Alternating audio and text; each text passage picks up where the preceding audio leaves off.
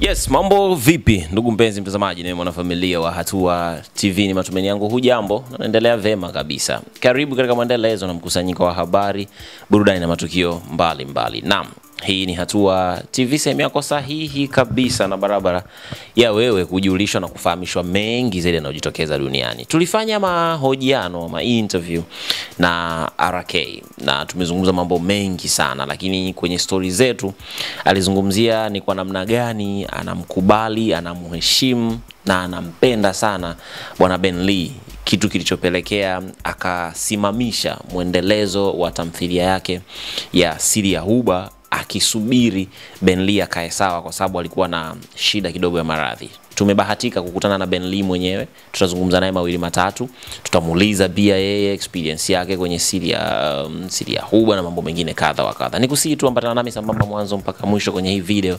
Tunaenda kufahamu mengi. Je, unajua alikuwa anaumwa nini Ben Lee mpaka tamthilia kustopishwa? Basi ambatana nami twende moja kwa moja. Bwana Ben Lee, mambo vipi? Fresh na kwaje? Safi sana mzee wangu. Habari ya uzima, afya yako, unaendeleaje? Namshukuru Mungu, naendelea vizuri kama unavyoona leo. Nianze kwa kusema hongera kwa sababu uko salama sasa, lakini pole pia kwa changamoto ambazo ulizipitia za maradhi mzee wangu. Asante sana. Umejifunza nini kwenye kipindi hiki? Una elimu gani ambayo umepata? Maana kwenye imani tunasema maradhi ni sehemu ya kujifunza, lakini pia ni sehemu ya ibada zaidi mtu kupata maradhi. Kwako hii ina tafsiri gani mzee wangu? Ni kweli, ukikutana na changamoto kubwa kama hii lazima kuna darasa unalipata. Kwa vipo vingi ambavyo nimejifunza, ikiwemo watu wa karibu. Unajua unapokuwa kwenye matatizo ndo unajua yupi ni mtu sahihi sana kwako na yupi ambaye sio sahihi kwako. Kwa hiyo ni moja kati ya vitu ambavyo nimejifunza. Lakini pia nimejifunza kwenye haya maisha, mtaji wa kwanza ni afya. Sababu usipokuwa na afya njema huwezi kufanya kitu. I say pole tena kwa mara nyingine. Maradhi bana ama ugonjwa ni siri ya daktari na mgonjwa mwenyewe. Sijui kama wewe kwako itakuwa ni ruhusa, unaweza kutuambia ni kitu gani ambacho kimekulaza ndani na umelala kwa muda gani? Sidhani kama ni kitu ambacho ni cha kuficha sana, lakini nilikuwa nasumbuliwa tu na pumu ya ngozi. Kama kwenye season 2 hii nafikiri kama kuna comment moja iliandikwa na mtu naikumbuka sana mpaka leo. Walisemaga kwamba mimi najichubua kulingana na muonekano niliokuwa nao, lakini ndio ilikuwa ni maradhi yenyewe. Kwa hiyo wajue tu nilikuwa sijichubui, ila ilikuwa ni maradhi. Pole sana. Shukrani. Vipi matibabu yake? Yana gharama lakini hayana gharama. Yana gharama kwa sababu zilitoka pesa, lakini hayana gharama kwa sababu ni moja ya matumizi. Kabisa, huwezi kununua dukani. Hongera kwa kushakuwa mshindi. Of course wengi tunakosa elimu, na bahati njema kwangu nishawahi kusikia kuhusu pumu ya ngozi, na wengi huwa wanachelewa sana kutambua. Inakuwa ni ngumu sana kuelewa kwamba ndicho kinachomsumbua. Lakini ashukuriwe Mungu kama ulipata mwongozo sahihi, umepata dawa na unaendelea vizuri. Hilo tunamshukuru Mungu sana. Turudi kwenye kazi yako, Siri ya Huba. Naweza nikasema umeimisi kwa kiasi gani? Nimeimisi sana kwa sababu moja ni kazi ya kwanza ambayo imenifanya mimi kufahamika, na ni kazi ya kwanza ambayo mimi imenipa heshima, lakini pia ni kazi ya kwanza ambayo imekuwa moja ya sehemu ya mimi kupata pesa. Kwa kama kuzungumza kuimisi, nimeimisi sana. Comment gani ambayo huwa inajirudia mara nyingi sana kwenye uhusika wako Siri ya Huba? Comment ambayo huwa inajirudia sana kwenye Siri ya Huba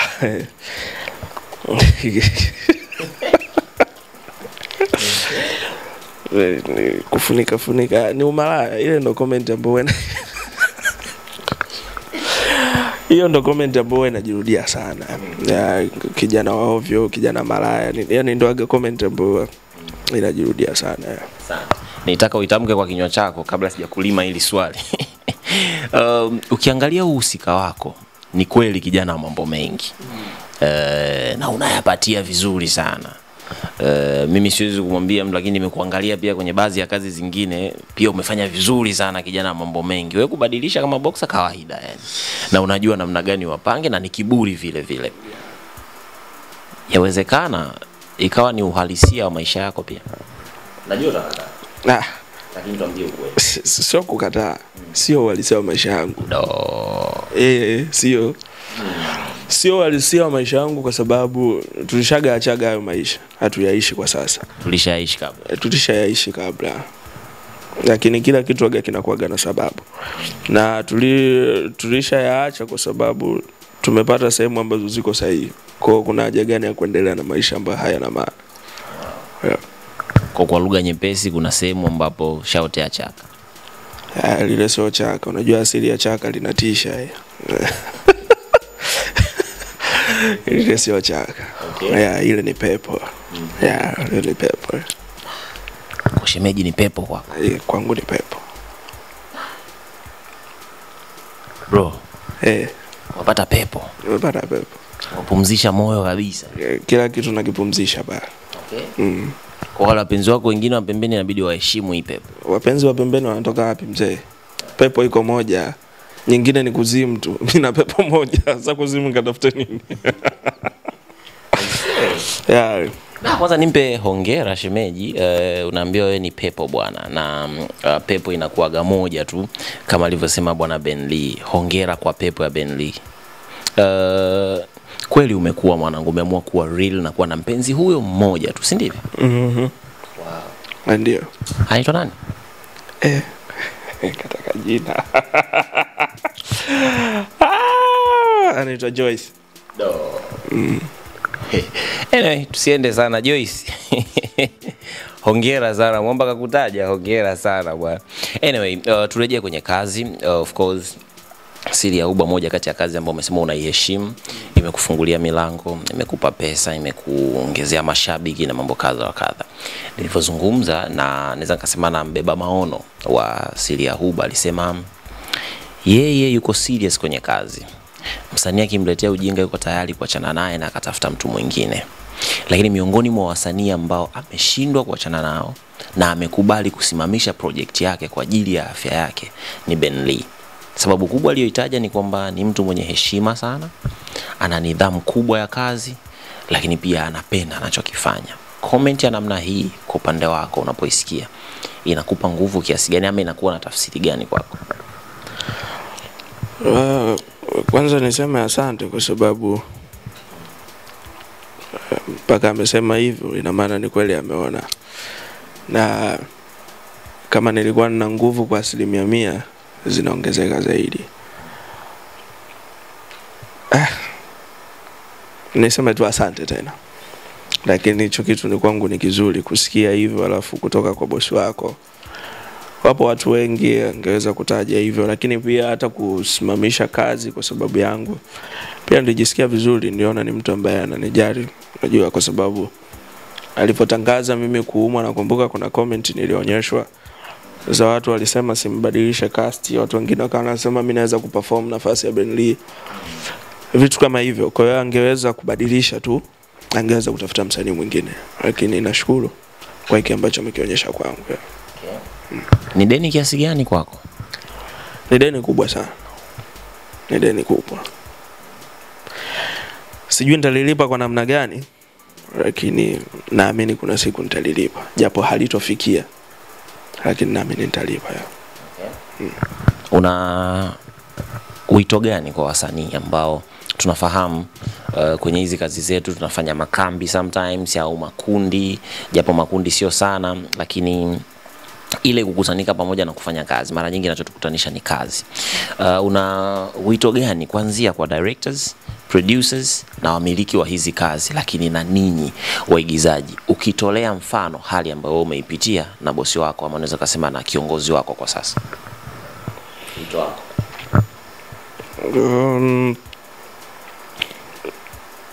Kama nimeelewa swali lako vizuri, sijui sijalielewa vizuri. Nachojua ukisema wito ni kitu ambacho umeitiwa, si ndio? Anamaanisha nini maoni yako tuseme, mtazamo wako kwenu ninyi pamoja na watu ambao wanamiliki hizi kazi, yaani kwa wasanii na wamiliki wa kazi, ukichukulia mfano hali ambayo umepitia wewe na bosi wako? Kitu mimi ambacho naweza kusema kwa mabosi wengine wanaomiliki watu wengine, kufanya kitu kama alichofanya bosi wangu sio vibaya kwa msanii wako kama tu unamwamini na unamheshimu. Lakini pia unaweza kufanya au usifanye kulingana na kile ambacho wewe unakiona. Unajua huwezi kumuingilia mtu kwenye maamuzi yake. Kila mtu anaamuaga kitu kulingana na sababu zake binafsi. Yeah. Kwa hiyo kama kuna mtu mwingine hicho anaweza kaona kwake sio kitu kigumu, yani akakichukulia kawaida tu, huyu sana umo, je, niangalie mtu mwingine nifanye niendelee na kazi. Lakini anaweza kawa na sababu zake, labda alikuwa na target yake fulani. Sio jambo rahisi kuvunja kitu chako kwa ajili ya mtu. Sio jambo rahisi kwa kweli. Kwa siwezi wazungumzia watu wengine kwa sababu sijui kama wanaweza kufanya au hawawezi kufanya. Lakini sio jambo rahisi. Mimi naamini kuna msanii mmoja alishawahi kuumwa alafu akatolewa, nakumbuka. Sio kwetu kwenye kazi ya mtu mwingine, ila siwezi kusema, lakini naamini hata watu wanafahamu hilo. Sio la kuficha, mimi Mars alitolewa kwenye kazi ya Mwanadada Lamata wazi kabisa, na alizungumza kwamba shida kwa sababu alikuwa anaumwa kwa wakati huo. So naweza nikaungana na wewe kwamba RK apewe heshima yake, na ni alionyesha utu kwanza kabla ya kazi. Katangaza ujio sasa wa muendelezo wa season 2 kwamba bado inaendelea na bado ni mbichi, na alichotuambia ni kwamba saizi wanarudi kwa kasi kubwa zaidi. Kama Ben Lee, unatuahidi nini? Kwa sababu ashatuchimba mkwara RK. Wewe kama wewe unatuahidi nini kwenye ujio ama muendelezo huu wa Siri ya Huba? Kwanza mimi niseme kwa watu ambao wanacheza nafasi kama ya Ben Lee, kama walishindwa kucheza wakati huo na umwa, wakashindwa kwenda, basi mimi niwape pole. Kwa sababu sasa hivi nitarudi zaidi ya vile nilivyokuwa. Kwa hiyo mashabiki pia wajiandae kupokea kitu kizuri zaidi kuliko Siri ya Huba ile ya mwanzo. Hii sasa hivi ni moto zaidi. Yeah. So idadi ya ladies pia inaongezeka. Kabati lazima liwe kubwa zaidi. Kabati lazima liwe kubwa, kwa hiyo wataongezeka tu wengi. Okay. Sawa. Kila kazi bana inakuwa na hatua. Of course ujio wa Siri ya Huba, na umesema inaweza kuwa kubwa, wewe mwenyewe unaenda kufanya katika mazingira ya ukubwa zaidi. Hongereni kwenye hilo. Wewe kama Ben Lee, kila kitu unajua huwa kinaacha alama kwenye maisha ya mtu, either iwe positive au negative. Ni alama, iwe chanya au hasi. Ukizungumzia Siri ya Huba, unaweza kusema imekupa mafanikio kiasi gani kwa namna yoyote ile? Siri ya Huba imenipa mafanikio makubwa, haswa kwenye jina, kwa sababu huko nyuma tushawahi kufanyaga kazi lakini hazikuwahi kuonekana wala hazikuwahi kujulikana wala sikuwahi kujulikana kwa chochote. Ni tofauti na Siri ya Huba. Siri ya Huba imenifanya na nimetambulika sana, na watu wanaona kile ambacho nakifanya, kwa sababu hata wale ambao nilikuaga nao wananiambia mwanetu unapasua bwana fresh, yani hivyo. Kwa Siri ya Huba imenipa mafanikio makubwa sana kwenye upande wa jina, lakini na uchumi pia. Okay. Yeah. Noti zinahesabu. Zinahesabu. Mchuzi unaingia. Mchuzi achana na, ongelea noti. Pepo inatulia. Peponi. Pesa ikiwepo mwanangu ni ujasiri wa mtoto wa kiume. Hongera kwenye hilo. Kila jambo zuri alikosi changamoto bwana. Changamoto zipi ambazo unaona umekumbana nazo kwenye Siri ya Huba? Changamoto zipo. Hasa tukio tunashuti, unajua script huwa zinatumwa mapema. Changamoto hasa ni kwenye hilo eneo. Script huwa zinatumwa mapema, sasa inakuwa na kukata. Kama umeshika script vizuri alafu yule unayecheza naye hajashika script vizuri, ile huwa inakata, kwa sababu unajua atakavyo ni treat mimi RK sivyo atakavyo mtreat mtu mwingine. Mimi nikikosea script kidogo anaweza akawa mkali kidogo kwangu kwa sababu anaamini uwezo wangu ulivyo. Sasa kwa nini niwe na feli? Lakini mtu mwingine akikosea anaweza kutumia lugha nzuri ya kumfanya yule mtu aendelee kuperform vizuri. Sasa ile inaweza kukukata kidogo. Unajua tukitoa kazi kuna ubinadamu na binadamu anakasirika. Afu mbali na hivyo mimi mtoto wa mwisho unajua. Penda kudeka.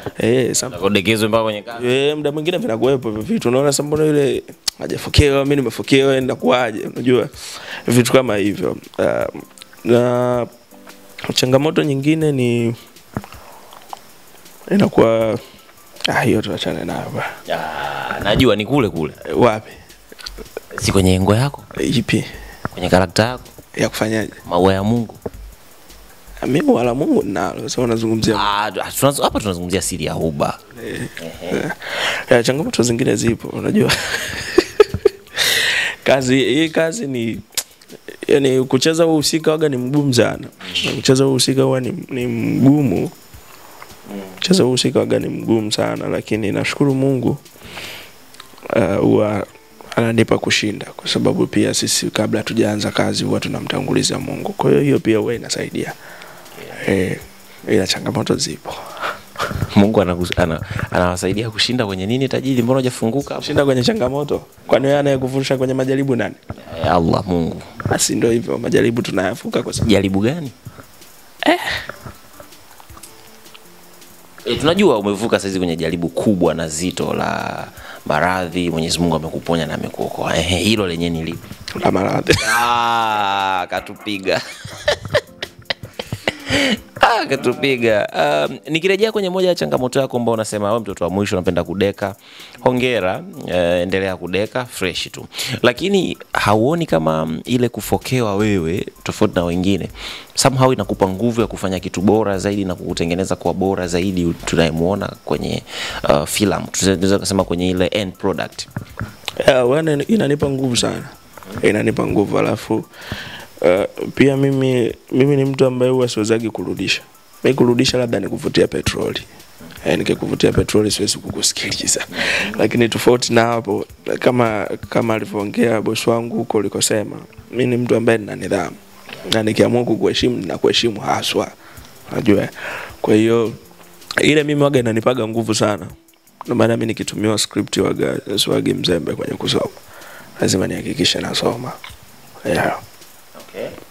Sawa. Mimi nikupe maua yako tena. Hongera, unafanya kazi nzuri sana mwanangu. Yawezekana kuna siku ukija kuwa kwenye kiti ambacho unakitarajia kwenye kichwa chako, maana kila mtu ana picha yake ya sehemu anayotaka kufika. Siku hiyo ukifika ujue kuna Mnyakyusa mmoja aliniambia ukweli kwamba nafanya kazi nzuri sana. Usiogope wanaokuita malaya. Ujue ndo kweli umeuvaa uhusika, kwa sababu watu wenye hulka kama zile za yule Ben Lee wa kwenye siri ya huba tunao kwenye jamii. Kwa mimi nikutie moyo, lakini pia hongera kwa kushinda maradhi. Endelea kuwa makini, Mwenyezi Mungu atuponye zaidi. Chochote ambacho mimi sijamuuliza Ben Lee na ungependa kushare na mashabiki zako? Mimi niseme mashabiki zangu kwamba mimi nawapenda na wao ndo wananifanya mimi niwe hapa na nifike huko ninakotaka kwenda. Lakini pia niwaahidi tu, naamini tangia sanaa imeanza Tanzania ya uigizaji, sidhani kama tuna tuzo ya Oscar. Naamini kama atatokea mwingine kabla ya mimi sawa, lakini mimi naamini ndo nitakuwa mwigizaji wa kwanza Tanzania kuileta tuzo ya Oscar. That is a real my dream. Hii ni dream yangu kubwa sana. Huyo hapa shabiki. Hebu mtazame, rudio unachokisema. Nasema hivi, kama atatokea mwingine sawa, lakini mimi naamini ndo nitakuwa mwigizaji wa kwanza Tanzania kuileta tuzo ya Oscar. Wow. Tena kwenye kipengele cha mwigizaji bora na director bora. Wow. Unaona nini sana mzee wangu? Hongera kwanza kwenye hilo, kwa sababu Harmonize ameshatuahidi pia. Yeye ndo atakuwa msanii wa kwanza kutuletea Grammy. Na safari imeshaanza. Tushapata mwingine atakuwa wa kwanza kutuletea Oscar. Sio jukwaa dogo, sio jukwaa la kitoto. Kipi kinakupa nguvu zaidi? Cha kwanza kinachonipa nguvu ni Mungu. Lakini cha pili kinachonipa nguvu ni ule uwezo ambao nauona kwa ndani yangu. Kwa sababu unajua simba hajioni fisi. Simba anajiona yeye ni simba. Kwa hiyo mimi najiona nina uwezo wa kuileta hiyo tuzo. Na siwezi kufa mpaka hiyo tuzo niilete. Sintoacha sana mpaka hiyo tuzo niilete. Hii kubwa sana, kubwa mno, na nimeipenda namna ambavyo uko very serious na uko very focused kwenye kuizungumzia.